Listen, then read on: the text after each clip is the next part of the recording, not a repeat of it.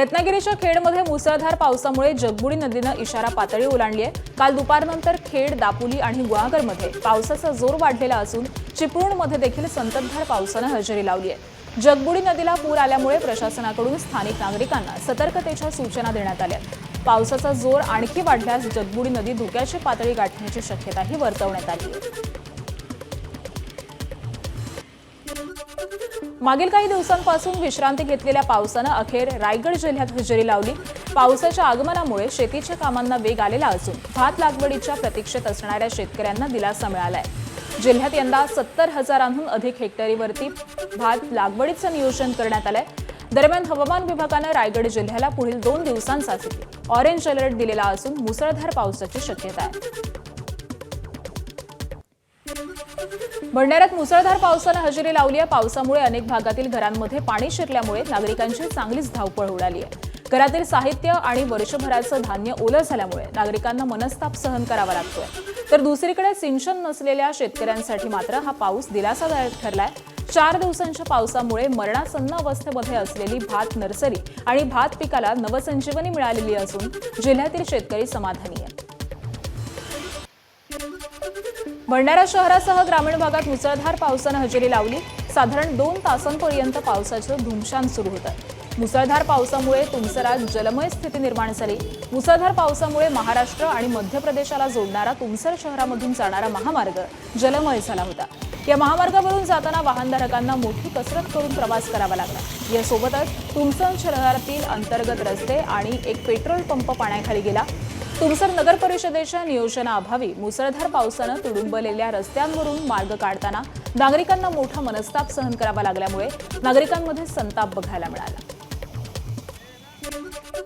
गोंदियाच्या सडक-अर्जुनी तालुक्यातील सौंदड ग्रामपंचायतीनं पावसाळ्यापूर्वी नालेसफाई न केल्यानं मोठी अडचण निर्माण झाली। नाल्यातील पाणी अनेकांच्या घरात शिरल्यामुळे नागरिकांमध्ये ग्रामपंचायतीविरोधात प्रचंड रोष आहे। त्याबरोबरच नाल्यातून काढलेला गाळ अनेक ठिकाणी रस्त्यावरच असल्यामुळे दुर्गंधी पसरली आहे। नागरिकांनी ग्रामपंचायत आणि सरपंचाकडे त्वरित नालेसफाई आणि गाळ हटवण्याची मागणी केली आहे। लवकर लक्ष न दिल्यास ग्रामपंचायतीमध्ये आंदोलन करणार असा इशारा देखील सौंदडच्या नागरिकांनी दिलाय। गोंदिया जिल्ह्यात 3 दिवसांच्या विश्रांतीनंतर अनेक ठिकाणी पावसानं हजेरी लावली। ढगाळ वातावरणासह काल दुपारी काही भागांमध्ये जोरदार मुसळधार पाऊस झाला। या पावसामुळे गोंदिया जिल्ह्यातील धान पिकाला मोठा फायदा होणार असून धान लागवडीलाही वेग येणार आहे। पावसामुळे शेतकऱ्यांमध्ये समाधानाचं आणि आनंदाचं वातावरण पाहायला मिळतंय।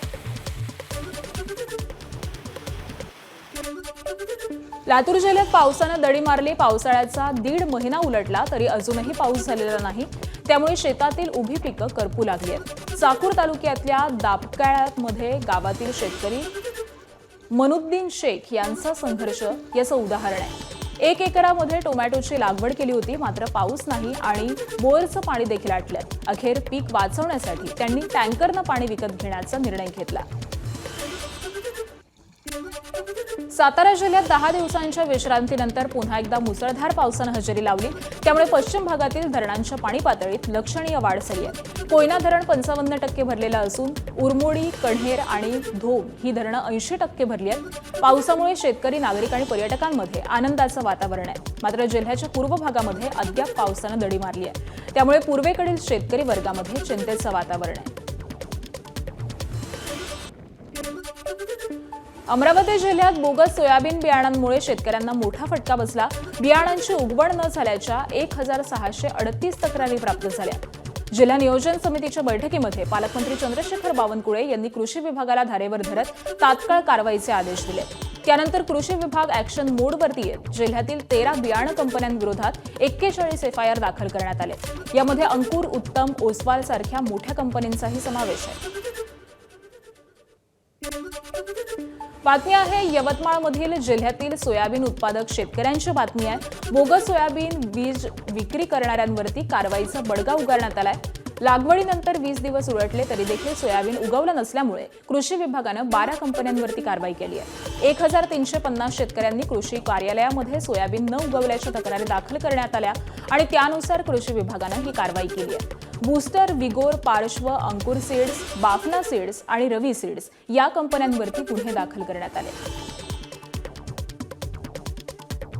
15 एकराची लागवड केली होती। त्याच्यातला आमचं 4 एकर निघालेला आहे आणि 11 एकर टोटल गेला आहे. एकही बी निघाला आहे त्या. आणि त्याच्यामध्ये आम्ही कंपनीचं कोको आणि एक कंपनीचं महादेव म्हणून वाहन येते ते वाहन लावलं आणि ते 23-24ची पेरणी होती आमची. मग आम्ही म्हटलं बंदी कर आणि पेरणी योग्य पाऊस होता आणि बघा मुळात यावेळेस पावसाने खूप साथ दिला शेतकऱ्याला. पण बियाणं खराबी असल्यामुळे बियाणं काही निघालं नाही आमचं.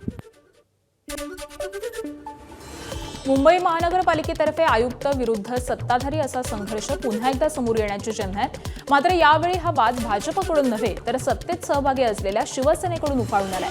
विधी समितीच्या अध्यक्षा दीक्षा कारकर यांनी मराठी नामफलकांच्या अंमलबजावणीच्या मुद्द्यावरती आयुक्त अश्विनी भिडे यांच्या कार्यपद्धतीवरती थेट नाराजी व्यक्त केली आहे. मराठी फलकांची अंमलबजावणी अधिक प्रभावी करण्यासाठी गेल्या 1.5 महिन्यांपासून आयुक्तांसोबत बैठकीची वेळ मागून देखील ती मिळत नसल्याचा आरोप त्यांनी केला आहे. त्यामुळे आता त्यांनी उद्योग मंत्री उदय सामंत यांच्याकडे दाद मागण्याचा निर्णय घेतला. मराठी नामफलकांच्या अंमलबजावणीच्या मुद्द्यावरून पुन्हा एकदा महापालिका प्रशासन आणि सत्ताधाऱ्यांमध्ये वाद रंगण्याची शक्यता निर्माण झाली आहे. महायुतीची सत्ता असलेल्या सांगली महापालिका सभेमध्ये भाजप नगरसेवकांना उपमहापौरांचा अवमान केल्यामुळे महापालिका सभेत गोंधळ उडाला होता. यावेळी खुद्द उपमहापौर गजानन मगदूत यांनी देखील पीठासन सोडल्यामुळे माफीनाम्यावरून सभागृहामध्ये वाद झाला. सभागृहात बोलताना भाजप नगरसेवक लक्ष्मण नवलाई यांनी उपमहापौर गजानन मगदूत यांचा अवमान केल्याचा आरोप राष्ट्रवादी काँग्रेसच्या नगरसेवकांनी केला आणि उपमहापौरांची माफी मागावी अशी मागणी यावेळी पीठासनावरती असणारे उपमहापौर गजानन मगदूम यांनी चक्क पीठासन सोडलं आणि खाली आले. यावेळी भाजप आणि राष्ट्रवादी काँग्रेसच्या कार्यकर्त्यांमध्ये नगरसेवकांमध्ये काही वाद सुद्धा झाला. अखेर माफीनाम्यानं या वादावरती पडदा पडला. परभणी जिल्हा मध्यवर्ती सहकारी बँकेच्या संचालक मंडळाच्या निवडणुकीमध्ये राज्यातील महायुतीनं दणदणीत विजय मिळवलाय. एकूण 21 पैकी तब्बल 17 जागांवरती विजय मिळवत महायुतीनं बँकेवरील आपलं वर्चस्व प्रस्थापित केलंय. 21 पैकी 13 उमेदवार याआधीच बिनविरोध निवडून आले होते. उर्वरित 8 जागांसाठी मतमोजणी झाली. या निवडणुकीमध्ये सर्वाधिक लक्षवेधी लढत इतर शेती संस्था मतदारसंघामध्ये झाली. शिवसेनेचे आमदार सईद खान यांनी विजय जामकर यांचा अवघ्या 3 मतांच्या फरकानं पराभव केलाय. राज्यात अन्न आणि औषध प्रशासन आयुक्त तुकाराम मुंढे यांच्या कारवाईची सध्या जोरात चर्चा सुरू आहे. जालना शहरामध्ये त्यांच्या समर्थनार्थ अनेक ठिकाणी बॅनर झळकल्याचं पाहायला मिळत आहे. विविध सामाजिक संस्था, संघटना आणि सामाजिक कार्यकर्त्यांनी बॅनर लावलेत. या बॅनर्समधून तुकाराम मुंढे यांच्या कठोर कारवाईचं स्वागत करत त्यांना पाठिंबा दिला जातोय. नवी मुंबई महापालिकेच्या भरतीची परीक्षा अखेर होणारे 21 आणि 2 जुलैला होणारी 132 पदांची ऑनलाईन परीक्षा महासभेमध्ये रद्द करण्यात आली होती. पण राज्य सरकारनं तो निर्णय निलंबित करत परीक्षा ठरल्याप्रमाणेच घेण्याचे आदेश दिलेत. मुंबईसह 6 जिल्ह्यांमधील 13 केंद्रांवरती आजपासून परीक्षा होईल. या भरतीसाठी 18,930 उमेदवारांनी नोंदणी केली आहे. त्यामुळे विद्यार्थ्यांना मोठा दिलासा मिळाला आहे. नवी मुंबईतील गर्भवती सोनम डोंगरे मृत्यू प्रकरणामध्ये डॉक्टरांना क्लीन चिट मिळाली आहे. सोनम डोंगरे यांचा मृत्यू हा डॉक्टरांच्या हलगर्जीपणामुळे किंवा चुकीच्या औषधांमुळे झालेला नसून ॲलर्जी आणि उलटीमुळे झाला असं 5 सदस्यीय समितीच्या अहवालामध्ये स्पष्ट करण्यात आलंय. काल हा अहवाल सर्वसाधारण सभेत मांडत महापौर सुजाता पाटील यांनी डॉक्टरांना जबाबदार नसल्याचं सांगितलं. मात्र हा अहवाल एकतर्फी असल्याचा आरोप सोनमचे पती करण डोंगरे आणि मनसेचे नेते गजानन काळे यांनी केला आहे. तर आता ज्यावेळेस पेशंट आपला घरी असतो आणि आपण दवाखान्यात त्यावेळेस घेऊन जातो त्यावेळेस मिनिमम 10 ते 15 मिनिटं लागतात घेऊन जायला. पण माझी वाईफ ही हॉस्पिटलमध्येच होती. तर असं काय होतं, काही सिरियस नव्हतं. त्यांनी त्याच्यावर काहीतरी उपचार करायला पाहिजे होते, काहीतरी हे करायला पाहिजे होत्या. तर मग ते काहीच नव्हतं, त्यांनी उपचारच केले नाही. त्यांच्याकडे ICU पण नव्हतं आणि काहीच नव्हतं. त्यांनी मला ऐरोलीवरनं का तिकडं मला शिफ्ट केलं तिकडं माझ्या वाईफला, की ICU नव्हतं म्हणून तिथे. ICUसाठीच त्यांनी तिकडे हे केलं. जर तिथं त्या जागी ICU असती किंवा काही तिला योग्य ट्रीटमेंट भेटली असती तर ती वाचली असती. करण डोंगरे म्हटले की अर्ध्या तासाच्या अंतरात 5 ते 6 औषधं दिली, ज्यात 2 ते 3 इंजेक्शन्स आहेत, बाकी औषधं आहेत. बरं, याच्यामध्ये रिचा मिश्रा ज्या आता जिवंत आहेत, रिचा मिश्रा यांचे पती सोनम डोंगरे यांचे करण डोंगरे हे पती, चौकशी समितीने यांना बोलून यांचीसुद्धा चौकशी केली का, यांचंसुद्धा स्टेटमेंट चौकशी समितीच्या अहवालात रेकॉर्ड झालं आहे का, अशी कुठलीही गोष्ट न होता प्रशासनाला वाचवण्यासाठी सत्ताधारी यांचा मिलाप आज महासभेत दिसला. हे दुर्दैव आहे. मुंबई महापालिका प्रशासनात आता तरुणाईला थेट सहभागी होण्याची संधी मिळणार आहे. महापौर जनरेशन नेक्स्ट सिव्हिक फेलोज या ठरावाला सभागृहामध्ये मंजुरी मिळाली आहे. त्यामुळे मुंबई महापालिकेच्या 10 प्रशासकीय विभागांमध्ये मिळून 50 तरुणींची निवड करून त्यांच्यावरती विशेष जबाबदारी सोपवण्यात येईल. हा प्रायोगिक प्रकल्प यशस्वी ठरल्यास तरुण स्वयंसेवकांची संख्या 200 पर्यंत वाढवण्यात येईल.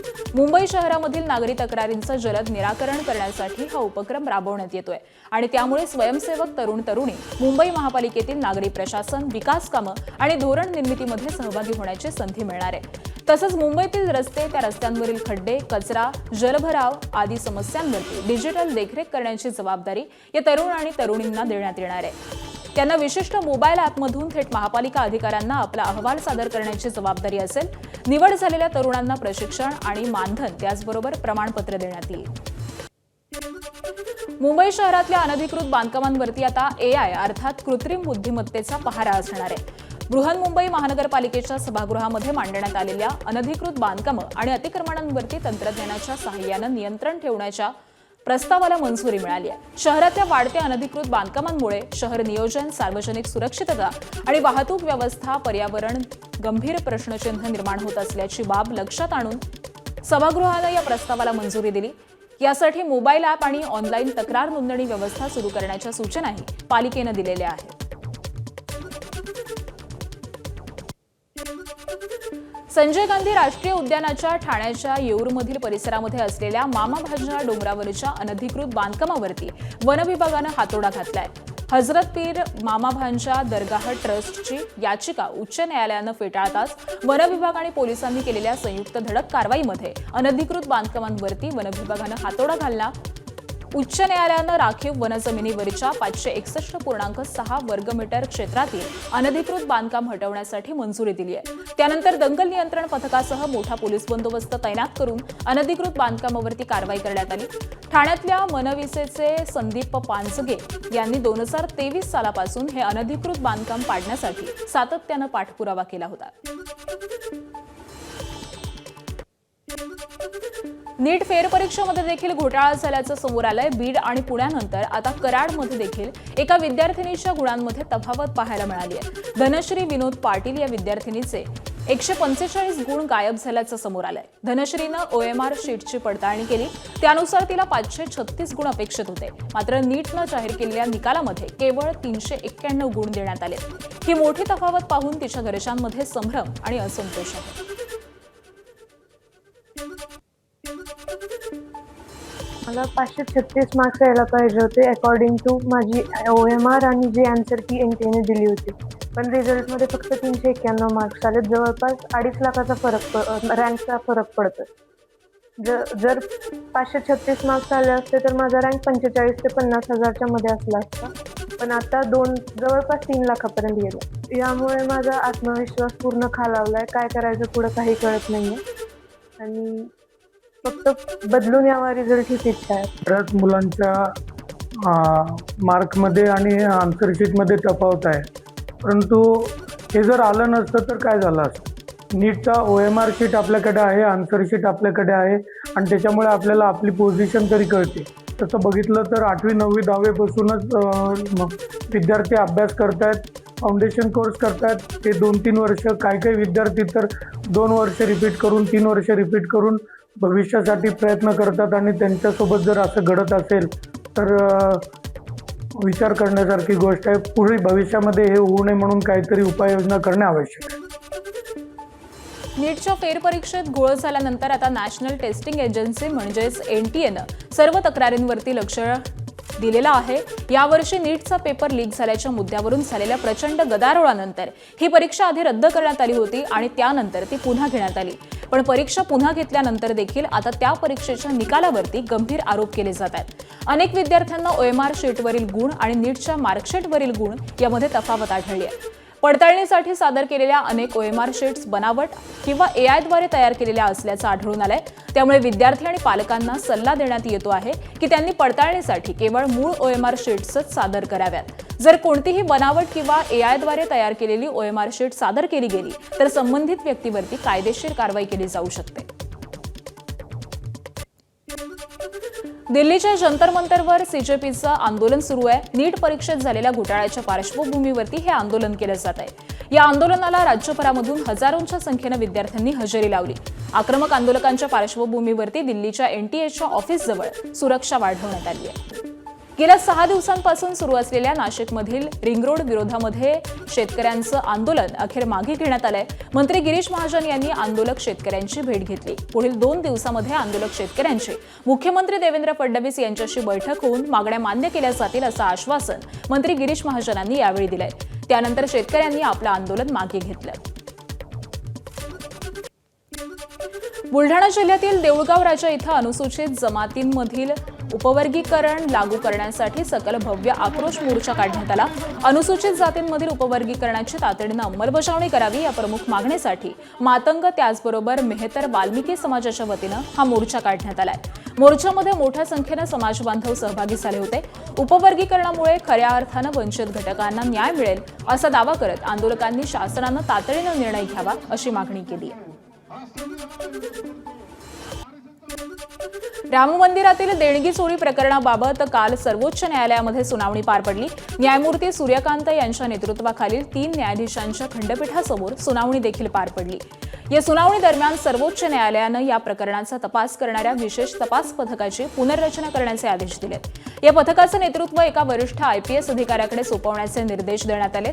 राम मंदिर चोरी प्रकरणी सरकारचे प्रतिनिधित्व करणारे सॉलिसिटर जनरल तुषार मेहता यांनी न्यायालयात माहिती दिली की या संदर्भामध्ये सद्यस्थितीचा अहवाल दाखल करण्यात आलेला. तसंच त्यांनी न्यायालयामध्ये हेही सांगितलं की तपास सुरू आहे. आतापर्यंत एकूण 8 जणांना अटक करण्यात आली आहे. पुण्यातील बांधकाम व्यावसायिक खलील शेख आत्महत्या प्रकरणी माजी आमदार रवींद्र धंगेकरांच्या अडचणी चांगल्याच वाढल्यात. रवींद्र धंगेकरांच्या जामीन अर्जावरील सुनावणी पुन्हा पुढे ढकलण्यात आली आहे. पोलिसांनी कोर्टात त्यांचं म्हणणं सादर न केल्यामुळे कोर्टानं सुनावणी 22 जुलैपर्यंत पुढे ढकलली आहे. आज पोलीस जाणीवपूर्वक कोर्टात हजर झाले नाहीत असा आरोप धंगेकरांच्या वकिलांनी केलाय. त्यांनी अनुपस्थितीचं कारण देखील लेखी स्वरूपात दिलं नाही. त्यामुळे कोर्टानं पोलिसांना 1 दिवसाची मुदत देत बुधवारी यावरती सुनावणी ठेवली आहे. चंद्रपूर जिल्ह्यात SIRच्या कामामध्ये निष्काळजीपणा केल्यामुळे 5 जणांवरती कारवाई करण्यात आली आहे. जिल्हाधिकाऱ्यांच्या आदेशानं 2 शिक्षक आणि 3 कर्मचाऱ्यांना तात्काळ निलंबित करण्यात आले. यामध्ये मुरलीधर बागला हायस्कूलचे शिक्षक RB येनसाबरे आणि मनपा शाळेचे आनंद गेडाम यांचा समावेश आहे. निलंबन काळामध्ये त्यांना खासगी नोकरी किंवा व्यवसाय करता येणार नाही. नियम तोडल्यास त्यांच्यावरती पुढील कारवाई होईल आणि निर्वाह भत्ता देखील मिळणार नाही.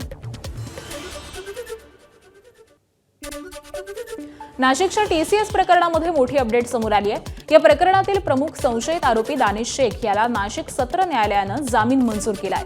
या प्रकरणी मुंबई नाका आणि देवळाली कॅम्प पोलीस ठाण्यामध्ये गुन्हा दाखल करण्यात आला होता. दरम्यान यापूर्वीच या प्रकरणातील दुसरी आरोपी निदा खानला देखील जामीन मंजूर करण्यात आला.